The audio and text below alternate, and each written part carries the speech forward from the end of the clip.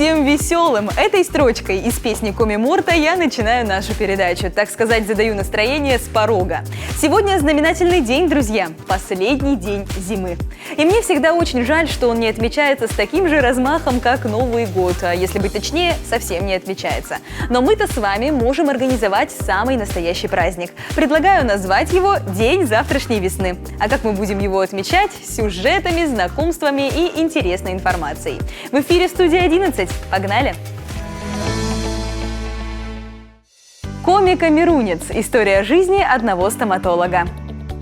Здоровые вены. Говорим о варикозе с врачом-флебологом. Как понять подростка? Вопрос, интересующий и родителей, и самих подростков. И начнем выпуск с горячей истории. Он собрал все самое необходимое, купил билет и отправился в незнакомую страну. Звучит как какой-то киношный сюжет, правда? А нет, друзья, история-то вполне реальная и, что немаловажно, позитивная. Вильям Хамилтон, уроженец Камеруна, приехал в нашу республику учиться по обмену и вскоре нашел себе работу в стоматологической клинике Сыктывкара. За своим рабочим местом Вильям и поведал нам о своей новой жизни на севере. Рабочая смена Уильяма Хамилтона начинается в 2 часа дня. Утро обычно посвящено учебе, молодой человек – студент. К нам в Сыктывкар приехал учиться по обмену. Год назад попал на практику в местную стоматологическую клинику. Работает ассистентом. В обязанности входит помощь врачу и заполнение карточек пациентов. Работа Вильяму нравится. Особое удовольствие приносит общение с сыктывкарцами. Когда я приехал, я сначала в подготовительном отделении, там учил русский по 9 месяцев, и потихоньку поднять свои уровни.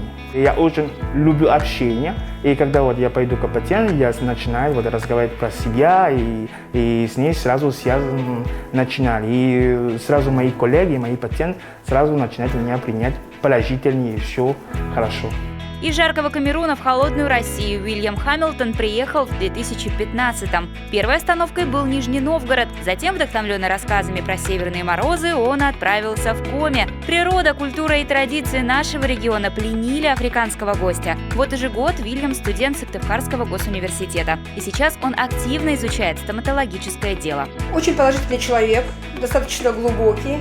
Очень интересно, и что не знает, добивается своего, изучает, просит помощи и подсказывает докторам. Приехав в Россию, Уильям полюбил прогулки по лесу, особенно зимнему. В это время года вместе с друзьями он часто катается на коньках или ватрушках, а после отправляется в кафе, чтобы попробовать популярные в нашей стране блюда.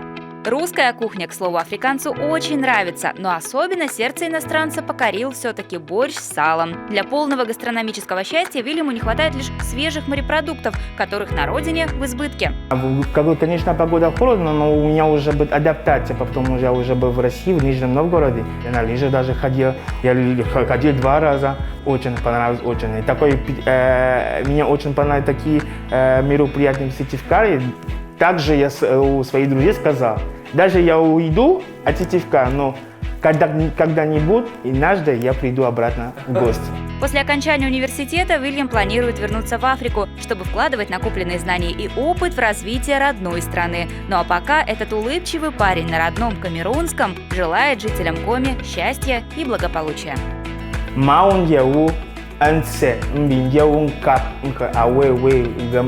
Значит, что я вам желаю много счастья, деньги и радости в вашей жизни. «Береги здоровье с молоду», гласит народная мудрость. Но человеческий организм – система сложная, потому предлагаю добавить к этим словам еще одну фразу. «Береги здоровье с молоду и выбирай проверенных врачей». Сегодня поговорим о флебологии. Это наука, изучающая венозные сосуды и их болезни. Последние важно вовремя распознать и своевременно начать лечение. Раскроем тему с врачом-флебологом медицинского центра «Юни-клиник» Антоном Архиповым. Антон, приветствуем вас у нас в студии. Добрый день. И давайте начнем все-таки с распространенности. Венозное расширение вен. Распространенная ли это болезнь? Такое заболевание, как варикозная болезнь вен нижней конечности, достаточно распространенное заболевание. Особенно в развитых странах. До 25% населения страдает в той или иной степени данным заболеванием. Конечно, нужно отметить, что с возрастом заболеваемость, конечно, увеличивается. Женщины болеют чаще, да, раза в 2, чем мужчины. Вот. Ну и, конечно же, надо сказать о том, что есть генетическая предрасположенность. На втором месте уже идет образ жизни. Да? Это и вредные привычки, лишний вес, там, количество беременности. Да? Еще по-другому говорят, что беременность – это проверка женских вен на прочность. Как все-таки распознать венозное расширение вен? То есть есть какие-то симптомы, ведь любую болезнь легче профилактику провести, чем потом лечить. Да, есть симптомы, характерные именно для варикозной болезни. Расширенные вены, да, это уже не секрет, что если есть венки расширены на ногах, да, это уже симптом такой яркий, который уже должен звоночек такой дать, пойти к врачу, показаться, да, сделать УЗИ и решить вопрос о том, надо делать операцию или не надо, можно консервативно как-то. Когда появляются такие, кажется, неважные симптомы, тяжесть в ногах к вечеру, да, усталость, ночные судороги, отечность ног к вечеру, которая к утру проходит, да, те, кто целый день на ногах, они считают, что это норма. К вечеру, чтобы ноги устали, там, хочется их куда-то поднять повыше, там, холодной водой их там обдать, да, это все правильно, это все хорошо, но данные симптомы – это звоночки о том, что, да, варикозная болезнь присутствует, и нужно обратиться к врачу. А опасна ли эта болезнь? Сама по себе болезнь-то это не опасное, опасное осложнение, которые могут вызвать данное заболевание. Да? Помимо тромбозов, да, тромбофлебитов, трофических язв, которые венозные трофические язвы могут образоваться у пациентов, могут образовываться тромбы. И такое страшное осложнение, как тромбоэмболия легочной артерии, достаточно серьезное заболевание, которое тяжело лечить. Да, и лучше данное заболевание профилактировать, сделать операцию, которая на сегодняшний день достаточно для пациента комфортная, безболезненная, выполняется в амбулаторных условиях, быстро, да, в течение там, 40 минут, часа, лазером, да, современными методами. И после этой операции пациент спокойно может вернуться в свое обычное русло. То есть от определения варикоза до его лечения времени совсем немного проходит, это можно сделать быстро? На сегодняшнем этапе, да. Если сдать анализы, да, сходить к терапевту, получить заключение о том, что нет противопоказаний, то на следующий день можно операцию сделать и все. Я как человек, который жутко боится операции, вот не могу не спросить, болезненная ли эта операция? Сегодняшняя современная флебология зиждется на 3 китах. Это безболезненность, эффективность и быстрота. Пациент пришел, сделали операцию, одели специальные медицинские компрессионные чулки, пошел домой и, в принципе, он уже избавился от своих заболеваний. Дорогие телезрители, хочется, конечно, вам пожелать, чтобы такая болячка, как варикоз, вас никогда не беспокоила, но если вдруг вы с ней столкнулись лицом к лицу, вы знаете, куда идти. Антон, спасибо вам большое за информацию. Вам спасибо, что пригласили. Желание самоутвердиться, поиск себя в этом огромном мире, прощупывание границ окружающих. Подростковый возраст богат на испытания, и родителям, конечно, нужно учитывать все особенности этого периода жизни своего ребенка. Даже если кажется, что проблемы чада пустяковые, поверьте, подростки так точно не считают. В следующем нашем сюжете библиотечный психолог Маршаковке порекомендует литературу для юных читателей. Но мы рекомендуем прочесть их и родителям, чтобы лучше понимать свое дитя. Сегодня я расскажу вам о литературе для подростков и о подростках. Возраст подростковый очень интересный, трудный для кого-то может быть и противоречивый. Кому же нужны особенные специальные книги в этом возрасте? Конечно же, и родителям, и подросткам. Хочу особое внимание сегодня уделить вот такой замечательной книжечке. Она называется «Я суперзвезда. Тренируй самооценку». Вообще, если вы обратите внимание на маркировку этой книги, то она идет с рекомендациями 0+, 6-. Но лично я рекомендовала бы ее от 0 до 99 лет. Почему? Потому что самооценка подростков тоже очень противоречива. С одной стороны, она вроде бы уже устоявшаяся и довольно адекватная, но с другой стороны она очень легко может измениться из-за критических замечаний родителей, может быть, на нее повлияет давление со стороны учителей или какие-то насмешки со стороны сверстников. Поэтому родителям обязательно нужно обращать внимание на то, какая самооценка у вашего ребенка-подростка. Значит, книжечка «Я суперзвезда. Тренирую самооценку» – это некий тренажер. В нем очень много полезной с точки зрения практики информации, конкретных упражнений, заданий, выполняя которые ваш ребеночек не только будет тренировать самооценку, но, в общем-то, научит выстраивать личные границы, если они были не очень четкие или неустойчивые, если в какой-то момент они были нарушены. Друзья, давайте посмотрим одно упражнение из этой книги. Оно называется «Дерево». Представьте, что ваш нос – ствол дерева с этой страницы. И вдохните. Позвольте воздуху пройти вверх, к каждой ветви, чтобы каждая почка превратилась в цветок. А теперь выдохните и вернитесь вниз к основанию дерева. Повторите это упражнение 5 раз. Оно поможет вам почувствовать себя спокойно и взять ситуацию под контроль. В общем, книга универсальная, уникальная, полезная абсолютно всем, и детям, и родителям. Мы подошли к середине нашего инфозабега. Напоминаю, что сегодня последний день зимы. И пусть надевать весенние вещи еще рановато, ничто не помешает нам нарядиться в весеннее настроение. Студия 11 берет небольшой перерыв, не скучайте.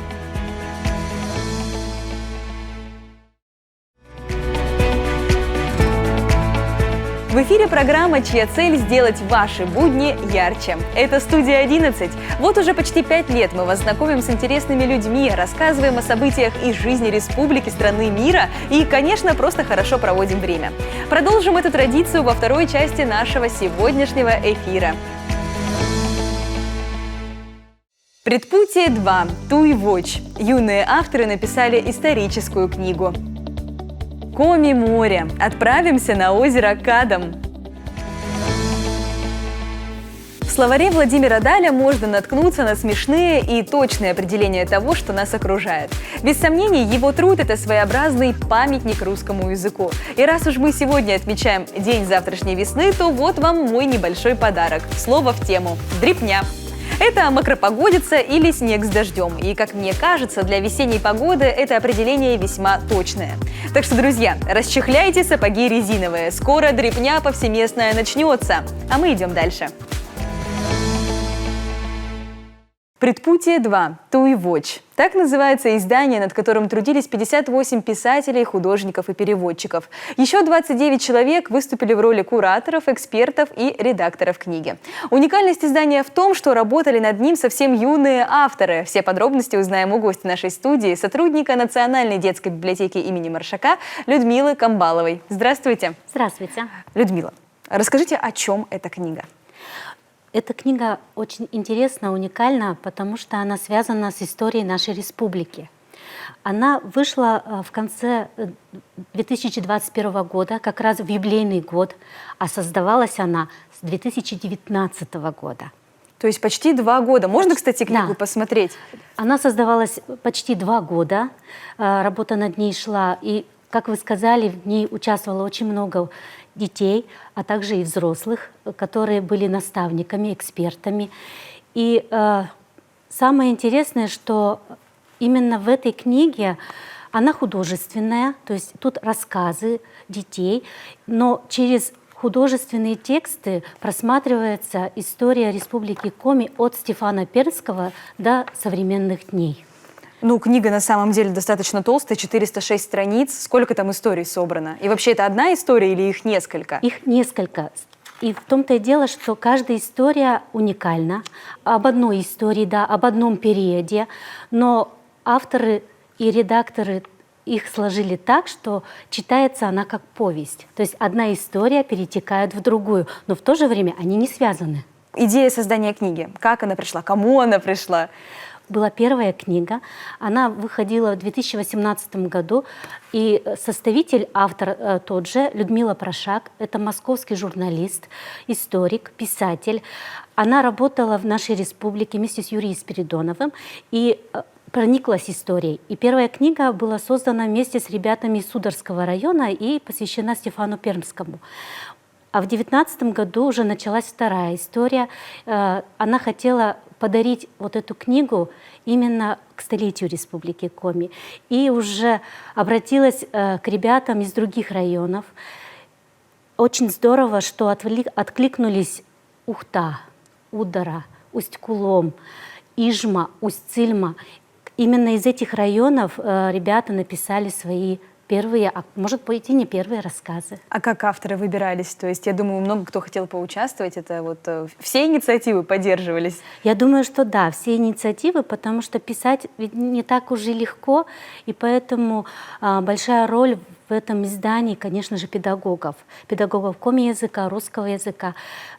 Большая роль в этом издании и работников музеев, библиотек, экспертов различных сфер, краеведов и историков, потому что ребята, когда писали свои рассказы, они изучали очень большой пласт исторический, который связан именно с их местностью. То есть, например, ребенок, мальчик или девочка живут в Пожиге Усть-Куломского района и пишет о XVIII веке. И она изучает именно тот век, что происходило в ее селе. Получается, это такая коллективная историческая повесть. Да, и хочу тоже раскрыть небольшой секрет, но не полностью, потому что книга интересна, и если читатель примет приглашение авторов и прочтет, то у него есть два варианта. То есть читать книгу от начала до конца, следуя за мыслью авторами, да, и редактора, но читатель может выбрать свой маршрут, свой исторический маршрут и читать уже книгу как квест. Ну, и я думаю, что те, кто захочет раскрыть секрет полностью, могут эту книгу взять. Но главный вопрос, где же можно ее взять? Вот. Книга, конечно, не так много экземпляров вышло, около 300, и все авторы получили свои экземпляры. Но благодаря поддержке, финансовой поддержке Министерства национальной политики Республики Коми во все районы эта книга пойдет в библиотеки, поэтому у каждого жителя нашей республики будет возможность прочитать эту книгу.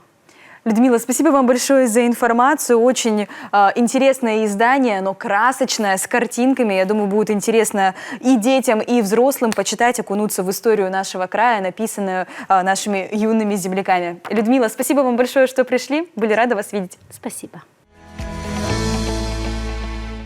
Искусство многогранно, и речь тут даже не о восприятии или направлениях. Взять, например, технику рисования. Кто-то предпочитает карандаши, некоторые масло, третьи акрил. А вот четвертые творят с помощью ворда прошлого столетия, печатной машинки. Смотрим и восхищаемся.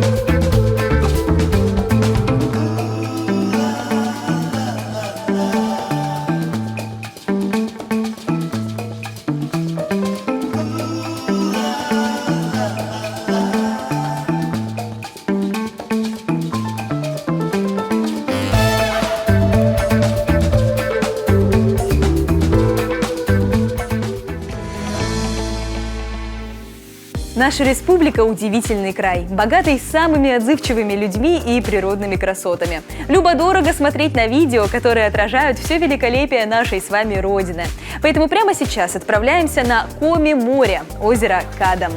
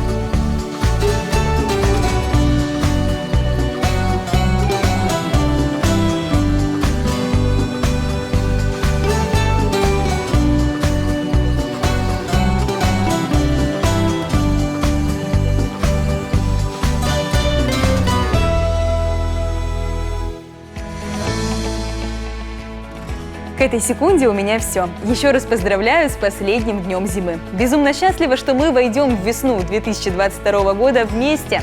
В эфире была программа «Студия 11». Меня зовут Алена Туркина. Пока.